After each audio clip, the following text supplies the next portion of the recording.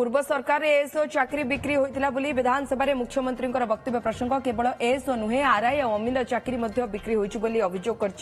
Students against corporation संगठन RI और अमीन परीक्षा को तुरंत बातिल करने संगठन पक्षर दाबी होती सांबादिक सम्मेलन में कहुई राज्य में सरकार निजुक्ति में दुर्नीति और अनियमितता होता आम बारंबार अभियोग कर निजुक्ति में दुर्नीति रोकवा सरकार जो नुआ आईन आनी चाकरी बिकुवा लोकों मन में भय आण किंतु निजुक्ति दुर्नीतिर तदंत हेले ही भय आसब आरआई अमीन निजुक्ति क्षेत्र में कला तालिकाभुक्त संस्था को दायित्व दि जाइए अभियोग कर राज्य में आगामी दिन में हेबाकुथिबा परीक्षा किपरि स्वच्छ भाव हेब सरकार ताहा सुनिश्चित करांतु बोली दाबी होछि। राज्य में जो एएसओ प्रसंग उठी केवल एएसओ नुहे आरआई अमीन फरेस्टर फरेस्ट गार्ड जेते तमाम परीक्षा सरकार करिसंती सरकारी नियुक्ति हेछि सबुथिरे दुर्नीति हेछि जेतेबेले पवित्र गृह रे माननीय मुख्यमंत्री निजे मानि सारलेनी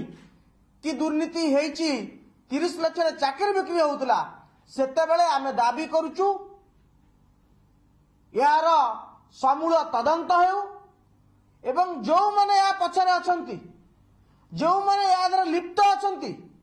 सेमानक विरुद्ध रे दृढ़ कार्यानुष्ठान निया जा नुआ आईन अनुसार